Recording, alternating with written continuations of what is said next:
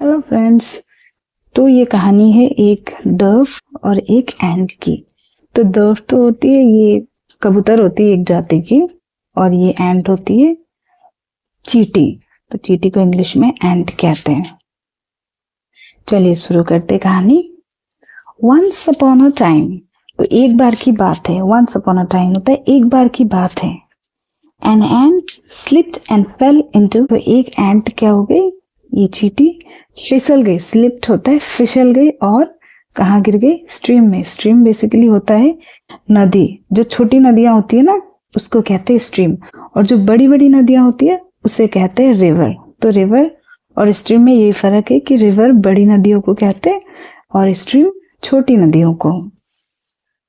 Before she could shout for help, तो वो मदद के लिए चिल्लाती उससे पहले ही a leaf came floating toward her, क्या हो गया, एक पत्ता बहते हुए उसके तरफ आने लगा। फ्लोटिंग होता है कि पानी के ऊपर जो चीज तैरती है ना उसे कहते हैं फ्लोटिंग, और टूवर्ड होती है किसी की तरफ। तो टूवर्ड किसकी तरफ, टूवर्ड उसके। क्विकली, तो क्विकली होता है जल्दी से। सी ग्रैब्ड इट होता है, ग्रैब्ड इट मतलब पकड़ लेना। जल्दी से उसने क्या किया, पकड़ लिया। And pursued firmly upon it, तो पर्स्ड होता है किसी के ऊपर चढ़ जाना, फर्मली होता है बहुत केयरफुली, तो उसके ऊपर। अपॉन इट मतलब अपॉन उसके ऊपर। सून बहुत जल्द। सी स्टार्टेड, तो स्टार्ट कर दिया उसने, बहुत जल्दी स्टार्ट कर दिया क्या करना, सेलिंग। तो सेलिंग होता है बहना। एक तो सेलिंग होता है वो होता है बेचना, और सेलिंग, ये सेलिंग होता है ये बहते चले जाना। Along the stream on the leaf, तो अलोंग द स्ट्रीम होता है नदी के साथ ही बहते चली गई। वो जिधर नदी बह रही होती है ना उसके साथ साथ जो बह जाते हैं उससे कहते हैं। सडनली, अचानक से। द एंट सॉ, तो एंट ने देखा। एंट सॉ मतलब एंट ने देखा। That she was selling away from home, तो वो क्या हो रही थी, अवे होता है दूर, घर से दूर। वो क्या हो रही थी, बह रही थी घर से दूर। सो सी क्राइड, जो जोर से चिल्लाते हैं ना उससे कहते क्राइड। हेल्प हेल्प, तो मदद की गुहार लगाई उसने जोर जोर से, उसको कहते क्राइड।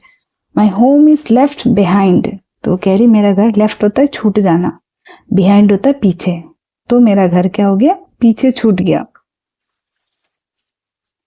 हियरिंग द क्राई, तो चिल्लाना सुना, चिल्लाना सुनते हुए।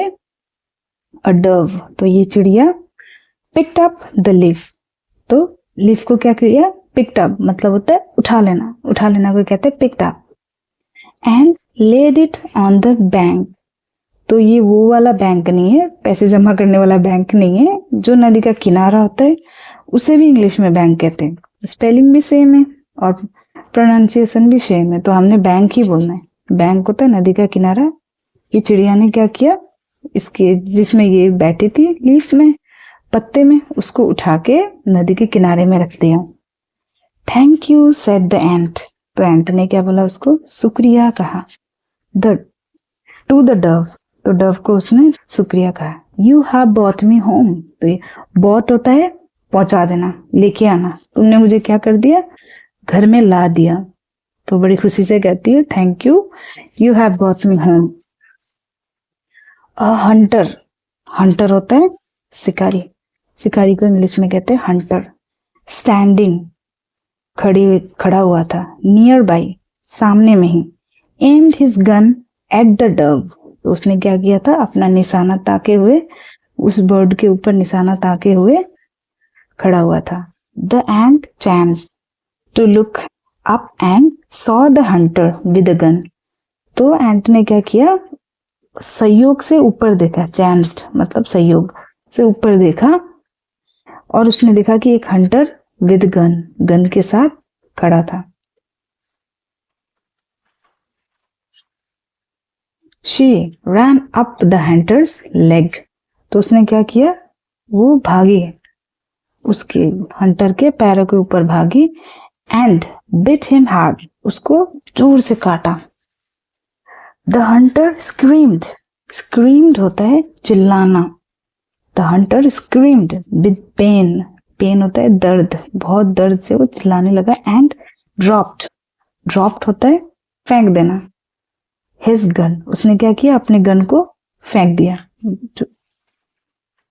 द डव सेड, तो डव ने बोला, dove said thank you kind ant, तो डव ने क्या कहा, शुक्रिया दयालु चींटी। एंट होता है चींटी ना। The ant was very happy, तो एंट क्या हो गई, बहुत खुश हो गई। द डव फ्लू अवे, तो फ्लू होता है उड़ जाना, अवे दूर, तो डव उड़ गया, वो चिड़िया उड़ गई। Saved by the tiny grateful ant, तो सेव्ड होता है बचा लेना, सेव्ड है ना बचा लेना। बाय द टाइनी, टाइनी होता है छोटा सा, ग्रेटफुल आभारी, एंट एक छोटे से एंट के द्वारा बचा लिया गया था ना। खुश होके थैंक यू कह के चली गई। तो मोरल इसकी क्या है, no one is too little to be helpful, कोई भी छोटा नहीं होता मददगार बनने के लिए।